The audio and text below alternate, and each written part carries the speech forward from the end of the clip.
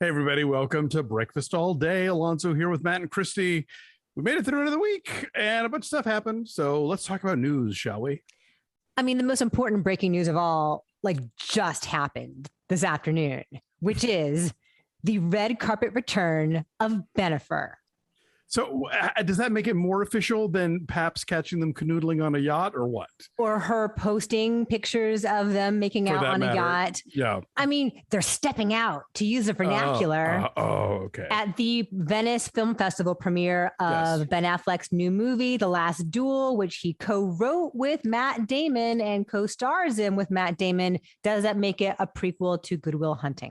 Is he in it? I thought he was also in it. Okay. They're both in it. Okay, Ridley Scott directed. All I heard is Matt Damon, Adam Driver, Jodie Comer are like the main characters. So I think Affleck is supporting. And by the way, Nicole Holofcener is the co-writer. Let's not leave her out. It's a very strange combination of people. But and they haven't written anything since Good Will Hunting, right? Like they won an Oscar and then just stopped writing. Is that the deal? 25 years ago. Okay, no pressure. 1997. The muse strikes when she strikes. Anyway, looking stunning, J.Lo in an ass-clinging white full-length gown, and he is in a tux, and they look amazing. Like he shaved, he cleaned up. He looks very nice. Anyway, that was very exciting. Good bit of gossip. And Venice is muggy this time of year. Having been to that festival a few times, like it's, you step out, not that I've ever done so, but they step out of a limo and any starch in that shirt is being attacked. So, this is not his first rodeo though.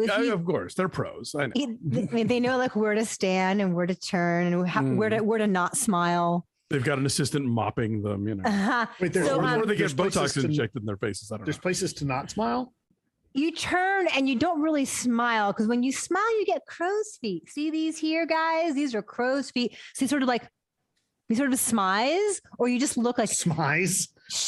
You smile with your eyes. It's a Tyra Banks thing. But she's also really good at kind of squinting in a sultry way into middle distance. So Clint Eastwood style. Like she's thinking about Lancome. She might be. For her own J.Lo beauty. She doesn't need any other company to give her money. She's making her own cosmetics. Fair enough. I think she's doing Clint Eastwood. Yes, too. You feel lucky. She's crying macho. Which is coming out next week. Which is a real movie. It's not even like a Simpsons parody of a Clint Eastwood movie. It's real. So we'll get to the fact that film festivals are going on. They're all overlapping. But the big news of the week, the incredibly heartbreaking news of the week is the death of Michael K. Williams. Yes. He was only 54. Of course, we know him from The Wire, his indelible portrayal, this is not hyperbole, one of the greatest television performances in the history of the medium, will go down in history as top 10 TV performance. And of course, he was great in When They See Us. He earned an Emmy for that, Emmy nomination rather for that. He's up for an Emmy for his work in Lovecraft Country, which was so heartbreaking. And we just saw this great outpouring of just anguish because besides being enormously gifted as an actor, also as a dancer and choreographer, our opening song is 100% Pure Love, which he danced in and choreographed the video. You hear a lot about the work he did in the community, going back to Brooklyn and talking to schools, talking to kids. He was very candid about his struggles with addiction and substance abuse, and he really wanted to help people. And it's awful. It's awful. I don't know that the cause of death is out yet, but there are suspicions. No, it is terrible, and that is an early age for somebody. That he had a lot of great work left in him that we will now never get to see. Matt, your thoughts on Michael K. Williams?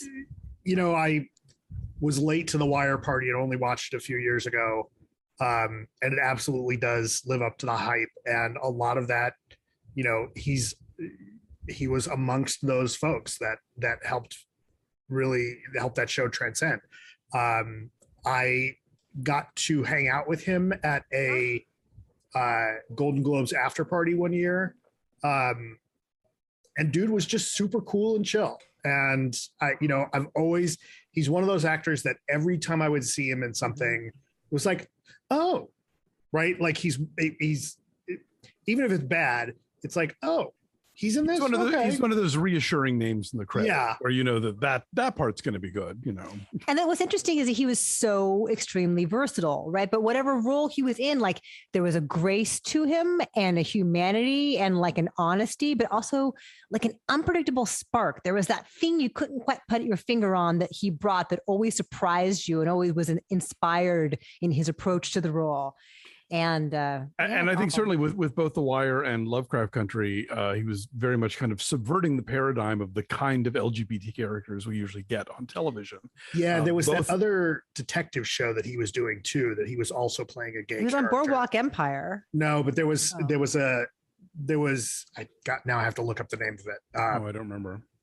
Yeah, anyway, sorry. But again, like The Wire came out, like almost 20 years ago.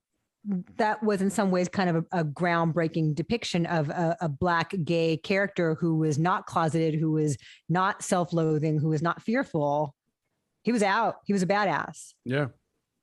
So that must have been a big deal, Alonso, right? He did not have a flair for decorating, you know. Yes, like I said, he very much. I think those are portrayals that really kind of upended the apple cart of the kind of performances and the kind of characters that we were seeing, you know, on TV before then. The other gay role that he had played on TV was Leonard in the Hap and Leonard series that was based on I don't know that one. Joe Lansdale's detective novels. He was a Vietnam vet that was gay. Where did those air? In the 80s. And that was on, what was that on? It's on Netflix now, but I don't remember I don't remember if it started there. Okay. I've seen folks posting about that. It might have been a Sundance show. I see. Yeah, I saw some folks in their Twitter remembrances posting about how great the show is, but I had never heard of it prior to this. So now that's a must catch up on, I think, now. And we also lost two icons of the French New Wave this week. Jean-Paul Belmondo, who, you know, of course, had his big breakout role in Jean-Luc Godard's Breathless, and was like very determinedly following his own path, did not ever really go Hollywood in the way that a lot of European actors try to do. And then also Nino Castelnuovo, who played the male lead opposite Catherine Deneuve in The Umbrellas of Cherbourg, and was also in Rocco and His Brothers. Both big deals. Yeah. Jean-Paul Belmondo, like not traditionally handsome, but something like so sexy about him, like the confidence. In that Bogart way. Yeah. Like had been a boxer and you could tell, but had just crazy screen charisma. Like a swagger to him, like a danger, but also like you couldn't keep your eyes off of him. Cool. Fans of idiotic comedies will be sad that Art Matrano, who played Mauser in the Police Academy movies, also died just a couple days ago. Yeah. Oh, okay. Anyway, so sad news all around. We have other news, though, fun news. We are deep in the throes of festival season. Telluride has ended. Is that fun? What's that? Is that fun? It is. Well, not for me, but for others. It's a good question. And then Toronto has just started. Right. And they're doing it both in person and online. Like they're striking the balance of like last year, of course, it had to be online. This year, you get the option. I'm hearing a lot of people saying that the Toronto virtual screening room has been kind of glitchy so far. A lot of people on Twitter have been talking about not being able to get stuff to stream right or whatever. Like they had something like a 47% failure rate. So, but I think they're working on trying to get that fixed up. Here's your rap story about that. There's bitching about the glitching. Aha. And then Telluride, I've heard a couple of cases talked about people who said, look, you know, who were there and came back. There were some positive COVID tests after that. So that hasn't necessarily been like, it's not like no one's pegging it as like a super spreader event, but it has been happening even with like, you know, requirements for vaccination and people being masked and that kind of thing. So, you know, there's been some discussion about, are we ready to plunge back into festival world yet? And, you know, I'm not personally, but it's a personal choice, obviously. Yeah. And the New York Film Festival is beginning soon as well.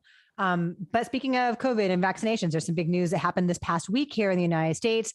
The White House is now requiring all federal employees and any government contractors to be vaccinated. Here in Los Angeles, LAUSD, the second largest school district in the country is requiring students ages 12 and up to be vaccinated, all which I think is great. I will get my kid vaccinated in 2 months when I can.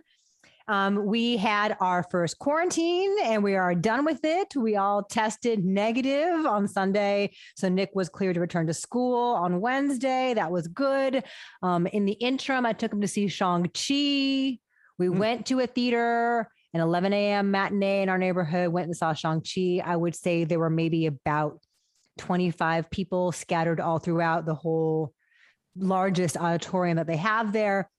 So I felt pretty good. We were like way over, like where we always sit. Sure. We were like way in the back and on the left against the wall.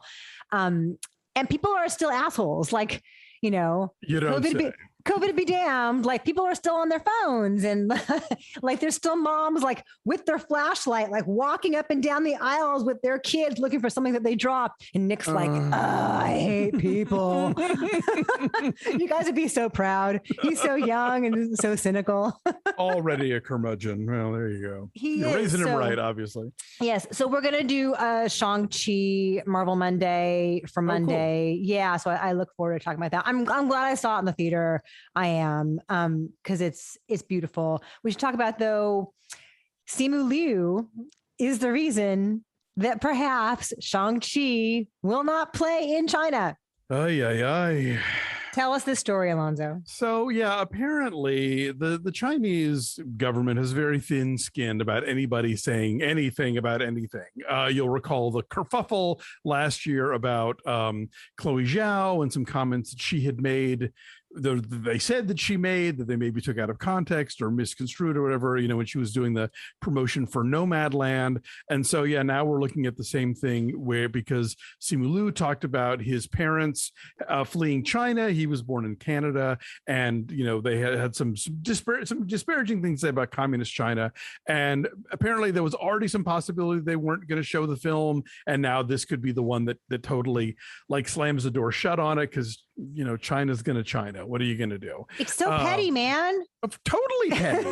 It's insane. And you know, it's not like Disney is above groveling. You know, Matt Seitz reminded us recently about the whole thing where whoever was running Disney at the time, I'm forgetting which chief it was, talking about Kundun. It's like, well, the bad part is that we made the film, but the good part is almost nobody saw it. You know, it's like, oh fuck. Go fuck yourself. So more of this kind of nonsense from, you know, what is still a gigantic market. So obviously the studios can't afford to be blithe about this sort of thing, but you know, what are you going to do? Tell your stars, like, you know, if you're going to make everybody do a John Cena and apologize for calling Taiwan a country, it's like you've either got to shut up and grovel, or you've got to deal with the possibility of your film not screening there, because it's down to that. Like one wrong quote gets your release totally fucked up. Apparently, you know, and Simu Liu is a bit of a loose cannon. Like he's not out there like purposely like saying provocative stuff, but he doesn't really seem to hold back. No, and he so totally to a certain extent, on that whole experiment thing. Right. You know? And the worst thing you could do, like I have to think, the worst thing you could do is call him up and be like, hey man, dial it down. Because then he's going to say, hey, I just got a call. Say dial it down. What do you guys think? His Twitter feed's amazing. So one thing that came out this week was the realization that Simu Liu did a whole big stock photo shoot. Before he was famous. Oh, these are so funny. They're so funny. And he's really canny about how he uses Twitter. And so, you know, he got paid like $100 for like a day-long photo shoot. And it's all like the generic thing of like people sitting around a conference table, like pointing at something on a laptop, or like people of various ethnic backgrounds, like smiling. And that's the cover of your accounting textbook in high school, or it's like a poster at the bank. It's of the women laughing with salad school. Yeah. You know. And he's all over them. And he's really funny about the way he uses them. He posted on Twitter something like, you know, that feeling when they thought we would flop, and it's him like laughing at something on a laptop with a bunch of people. So he's smart about using his own image. Did you see him tweet his Rotten Tomatoes score? No. It's like 86% on Rotten Tomatoes. What's wrong with the other 14%? Say my Chinese parents. He's Why good. 14% negative? Yeah. He's a good follow. And so go take a look at his BuzzFeed did a whole story like cataloging his many stock images because he's like handsome and smiling. There's another good tweet that he did about how to pronounce all his co-stars' names. And it ends with and character names, and it ends with Shang-Chi pronounced QT Pie. He's cute. Very droll. He's very cute. So when you guys eventually see Shang-Chi one of these days, which I'm sure you will, I look forward to talking about it with you guys. I think you'll like it. Patton Oswalt also has canceled a whole bunch of tour dates in Florida and in Salt Lake City. Cancel culture has gone too far. Yes, because they will not adhere to his requirements that audience members either be vaccinated or show proof of a negative test. I think if he's going out and playing intimate comedy clubs where you're all enclosed in a tiny space there, that he is well within his rights to want to be safe. For sure. Right. And he's the one who's taking the financial hit by not doing those shows. So it's like if these venues don't want to play along, then everybody loses. But good on him for sticking to principle. Yes, right. Welcome to Play Stupid Games, Get Stupid Prizes. Did you guys see that they announced the Dancing with the Stars lineup for season 30? I saw the one thing about the very famous person who I don't know who they are and having a same-sex partner for the first time, which that's cool. Oh, Jojo Siwa. Yes. Yeah. I'm old. I don't know who Jojo Siwa is. Sorry. Matt, who's Jojo Siwa? She was the inspiration for Jojo Rabbit. Cool. No. She's like cheerleading mom, something like she's young. She's a kid. I think the show was like Dance Moms or something, and she was one of the younger stars. Now I know that there's gonna be people watching like, oh, you guys are killing me. She was on a reality show, and she has a cereal named Dance after her. Mom. I know this. She is an American dancer, singer, actress, and YouTube personality. And most importantly, 2 seasons of Dance Moms. And she's tall. She's 5'9". Yeah, she's the child of a dance mom. Is that the deal? Yes, and so she's a dancer. Yes, and she came out as something somewhere. So in a case like this, I don't really have a good word to use for someone that like I know that they have come out as something other than straight. Right. Yeah, we don't have an umbrella term for that one yet that I know of. Right. Like we can't say queer, right? Like she says she's pansexual. It's not that saying queer is offensive, but I think there are people who do come out as queer, and then there are other people who choose other terms. So, so she says pansexual it is. Right. But yeah, you have to know what the person is. I just couldn't remember what it was at the time. Yeah. Yes. It's like when I have, however, come up with a generic term for when I don't know someone's pronouns, that this works in all cases. Okay. That clown. Yins, if you're an East Coaster. Equally offensive. Y'all. Equally obnoxious. Y'all from Texas. Yeah. That clown. Oh, I don't know that clown. Yeah. I will only be answering to that clown from now on. So just make everybody owe her, Also on Dancing with the Stars, the guy from Cobra Kai, the guy who owned the karate studio. Not Billy Zabka. See, the guy who says sweep the leg. So there's got to be some kind of fucking karate kid. No, sweep the leg was one of the other kids. No, he tells. He teaches them. He tells Billy Zabka. He tells the kid, and he tells Billy Zabka, no mercy. Fear does not exist, and this dojo does it. So anyway, that's who's on there. Olivia Jade. Oh, cashing in. I hope she can show off her rowing skills. I hope it's not actually her. I hope it's like her face and some other dancer's body. Who's been paid to go in her place? Sporty Spice will be on there. Okay. And Brian Austin Green. And one of the popular Mel C, thank you very much. Mel C, and one of the popular Peloton instructors, Cody.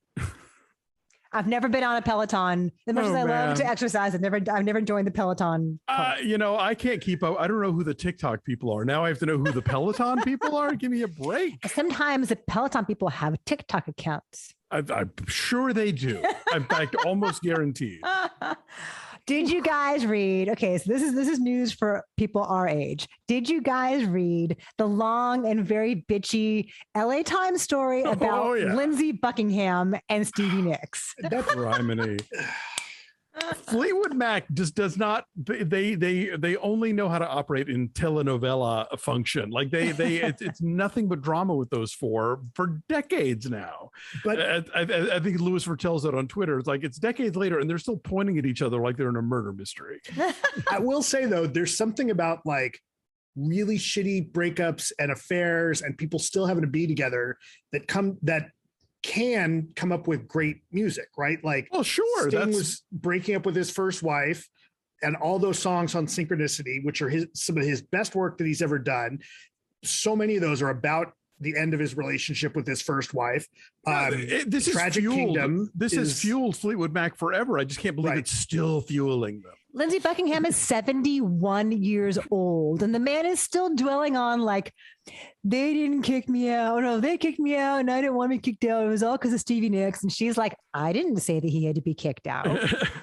When you're on the edge of 71. My favorite quote, which may or may not have actually happened, but Lindsey says it did, is that he got a call from Christine McVie saying, "Hey, look, man, I'm sorry I didn't stand up for you, but I just bought a house." Like, oh, man. Anyway. But you know what? Look, ABBA is getting back together. So like there's balance in the universe. Maybe. Yeah. So Amy Kaufman at the LA Times, who does so many great long interviews like this, sat down with Lindsey Buckingham, and she also talked to Stevie Nicks, and she like got the whole he said, she said back and forth a couple different times.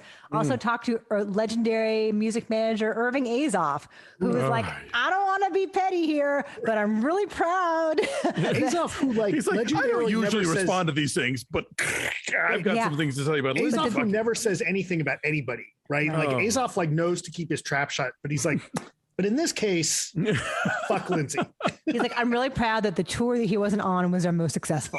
Oh, God. It's so bitchy. Anyway, it's a long piece. You guys should go find it online. It's a long, long piece and very enjoyable. Also, we have Addison Rae. Speaking of young people who we don't know anything about, Addison Rae, star of He's All That. She's a TikTok person, Alonso. Great. Good for her. And she was a star of the He's All That, the reboot, remake, whatever you want to call it, of She's All That. Must have done pretty well for Netflix because they just signed her to a multi-picture deal in which she will star and also have executive producer credits. Alonso, you doubted that she has that thing. I said that her performance was not particularly great in He's All That. But, you know, obviously, whatever this contract she's signing with Netflix is not going to be aimed at my demo. So if she's got people who are down for what she brings to the table, more power to her. She's very cute. So that's that. Also, did you guys watch the very emotional video that Steve from Blue's Clues did for this Nick Jr. thing? Did you guys look at that? I saw some of it. Yeah. I talk about things I'm too old for. Like I remember watching Blue's Clues because I thought Steve was hot, but like that show was, I was decades out of that show's, reach. Not creepy at all. He's an adult. He's cute. He's very cute. I only knew about it because my nephew was into it at the time. Gabe kind of came in at the very tail end of Steve's tenure. And he, at that point, Gabe was more watching like Backyardigans and what's the superhero, Super Pets or whatever it was. Paw Patrol? No, the pajamas one. No, those are newer. Oh, okay. Gabe's almost 18. He's not watching PJ Masks. I don't know. No, it was like Wonder Pets. Yeah. Yes. Yeah, Wonder Pets. They were pets who were superheroes. Yes. So it's like Nick Jr.'s 25th anniversary. And they're looking back at a bunch of stuff. And so Steve did this very earnest video looking straight into the camera. He's wearing the green striped rugby shirt and doing the delivery like he did when he spoke to kids, looking into the camera, speaking to them very plainly. And he was like, when I took off for college, It happened kind of abruptly. And I ghosted you guys. I'm sorry about that. And I need to explain. And like, I started crying almost instantly. I felt a nostalgia for my own child's childhood in a way that was very strange and Nick watched it a little bit here and there. I told Chris this. He's like, Nick didn't watch Blue's Clues. He watched Yo Gabba Gabba. I'm like, why do I know the mail song? Here's the mail. It never fails. It makes me want to wag my tail. Why do I know that song? Because we watched Didn't he leave to go like do stuff with the Flaming Lips or something? Am I remembering? Yeah, he's a musician. Right? Yeah. And so then they brought in like quote unquote Steve's brother Joe, who then came and took over. Anyway, it has like over 36 million views, this video. And it's just tapping into something, whether you were a kid then or you are the parent of a child who watched it. It is like cross generations, and it's really earnest and like healing. There's nostalgia like good nostalgia. Yes. A couple more things. Be like Gary Gnu coming back and saying, "Hey, no GNUs. I'm back with some GNUs. It's been Gary a while." GNUs. Nancy Salzman from Nexium, one of the chief architects of all the shenanigans and sexual misconduct. I mean, was she behind that stuff though, or did she just enable Vanguard? Was she behind the branding? I think she was one of the architects of that whole, whatever the secret society was called. I forget now. At the very least, she had to know. Oh yeah, no, she was clearly, I mean, I get the impression that like dude was the sort of like the idea guy and she was like the enforcer. That's just my impression from the 2 documentaries that we watched. But who knows? Yeah, she was very much his like right hand woman and like got shit done. Yeah. Anyway, she was sentenced to 42 months in prison for her role. And it's funny that the picture that accompanies a lot of the stories about her is her looking in the camera and still trying to convince you that you're a piece of shit. You need to come and take our sessions. Sign up for these courses.